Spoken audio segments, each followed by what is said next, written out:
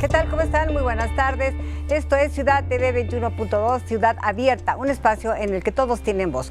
Una coproducción de Ciudad TV 21.2, el canal de la Asamblea y el Consejo para Prevenir y Eliminar la Discriminación de la Ciudad de México, el COPRED.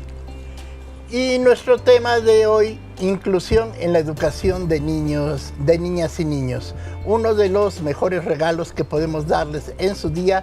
Para comenzar, le hablaremos de la educación en infancia sorda, con la presencia de Edgar Sanabria, integrante de la Asamblea Consultiva y del COPRED, y asesor consultivo en lengua de señas mexicana en la Dirección de Educación Especial en el DF.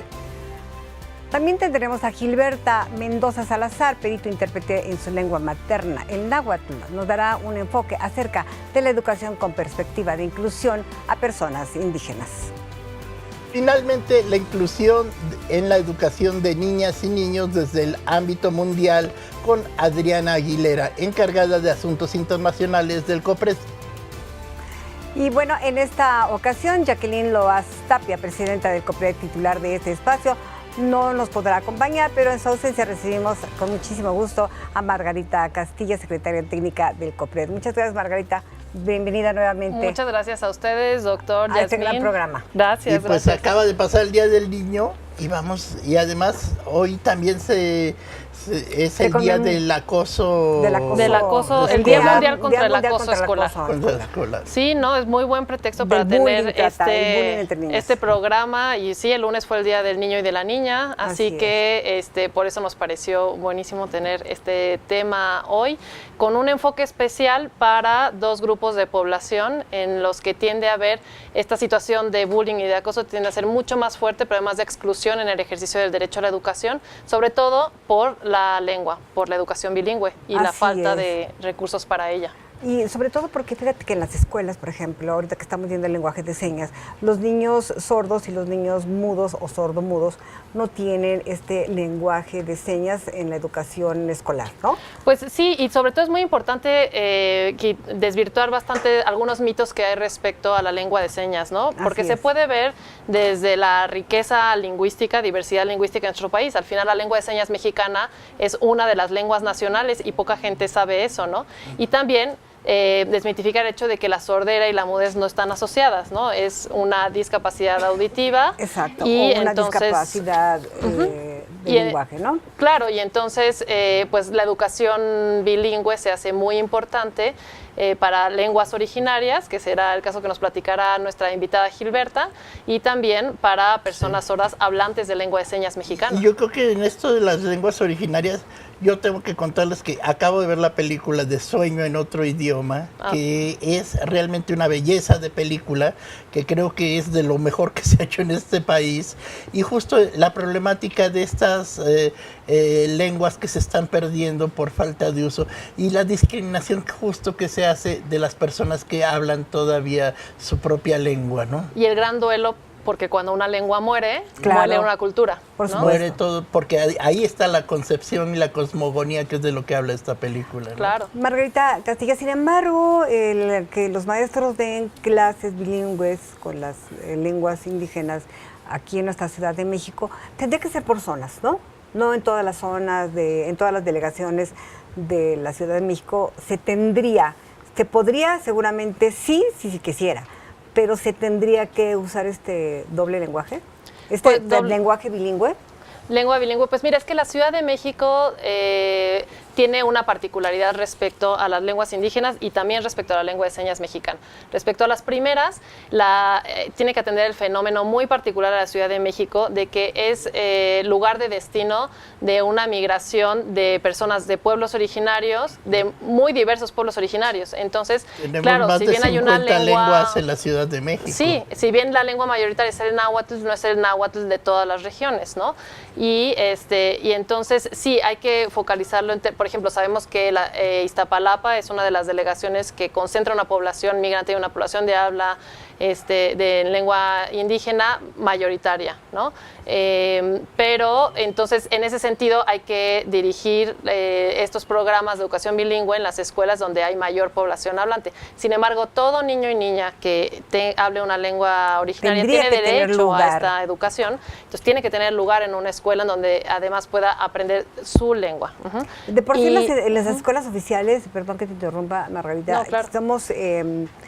Hay mucha discriminación hacia los niños indígenas, ¿no? Claro, yo recuerdo uno de los programas muy interesantes que compartía la Coordinación de Educación Intercultural y Bilingüe de la Secretaría de Educación Pública, y era un programa para disminuir el bullying hacia niñas y niños migrantes, justo hablantes de lengua indígena, y tenía que ver con hacer las ferias culturales. Y entonces en las ferias culturales, claro, lo que era valorado era el habla de una segunda, más bien la recuperación de la lengua materna, y cómo tenían un muy buen dominio de una segunda lengua como el español, ¿no? Pero además todas las tradiciones y cosmogonía y cultura que viene acompañada de una lengua, y entonces se resaltaba eso por encima de otras características, y el resto de la comunidad, esto se hacía en familia además, y el resto de la comunidad podía ver un valor en esto en lugar de algo diferente que no era aceptado, así que la población... De algo que les causara burla, sino algo que había que exaltar y que había que admirar, ¿no? Sí, sí.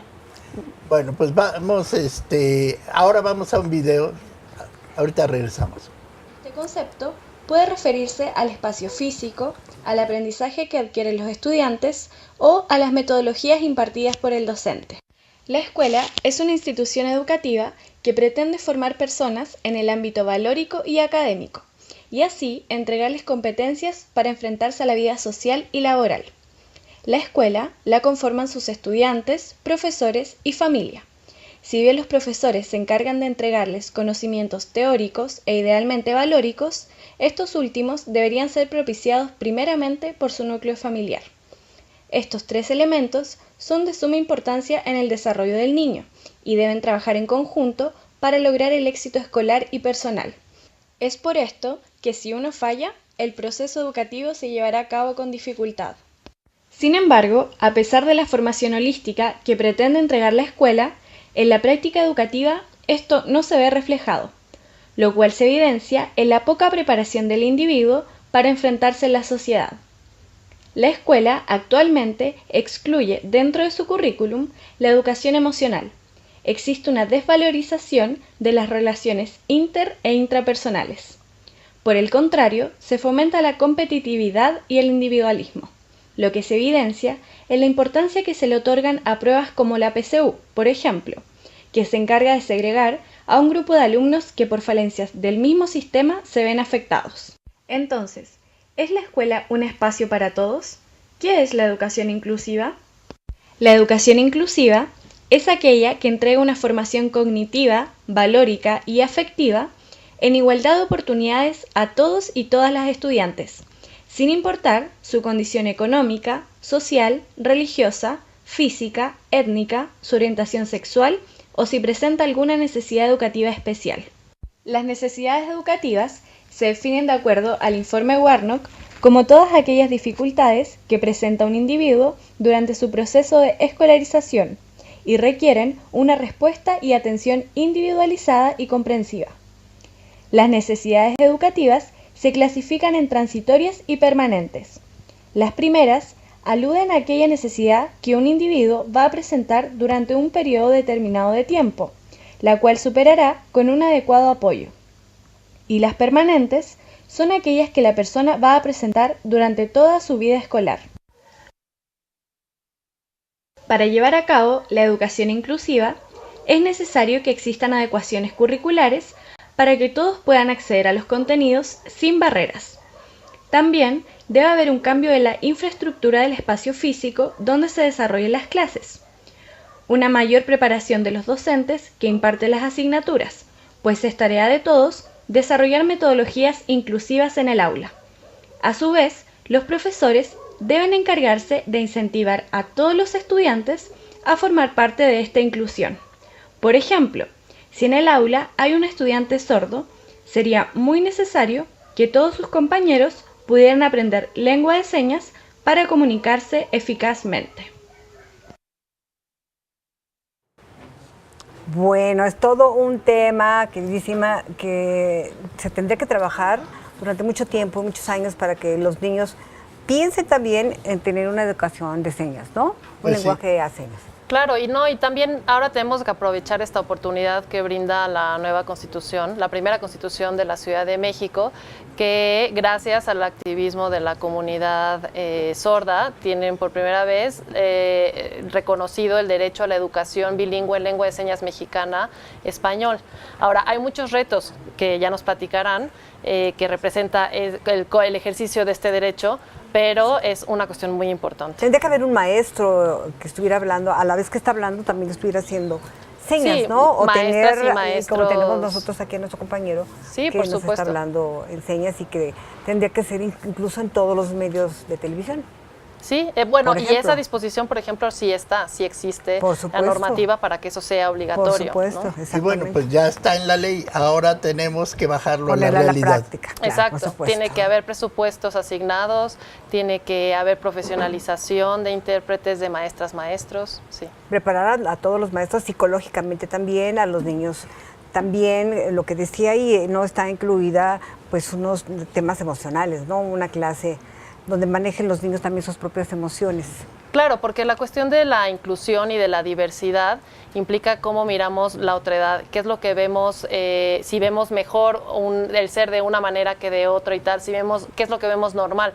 Y la idea es que pienso también que las escuelas están poco preparadas en general, en promedio, para esta cuestión, para educar en la diversidad, para educar en la inclusión. Y regreso de nuevo a nuestro cineasta, ahora Guillermo del Toro, que el personaje protagonista por ejemplo, de La forma del agua es esta mujer que también habla con señas, ¿no? Exactamente. Y que es lo que le permite comunicarse con el otro personaje, ¿no? Sí, y en su caso, bueno, ya nos dirán, me parece que es lengua de señas americana, pero las lenguas no verbales son lenguas como son todas las lenguas preciosas y que son portadoras de toda una cultura detrás. Y que yo creo que bueno que estoy diciendo esto del cine porque es otra forma de enseñarnos y educarnos a aceptar al otro y no solamente sino volverlo parte de nosotros y nosotros parte de él, ¿no? Claro, y cuestionarnos la mirada con la que nos acercamos a la discapacidad, por ejemplo, ¿no? Porque esta es una cuestión de diversidad lingüística. Lo único por lo que tenemos barrera, por ejemplo, con personas hablantes de lengua de señas mexicana, es la lengua, ¿no? No es una discapacidad, entonces es la lengua. Así que observar esas diferentes realidades es un reto para todas las personas que no estamos acostumbradas a ver otras realidades, ¿no? ¿Qué les parece si vemos esta otra cápsula sobre la educación y la inclusión? Vamos a verla. My name? Good. Yours? Anne. Good. My name? Good. Yours? Your name? You are not Anne. My name? Yours. What is her name? Yeah, beautiful. She's very good in taking in the sign language. It's very important to her because she can now be communicating to other people. While she was at home, there was no sign language being taught there. Are you happy? Yeah, happy. True.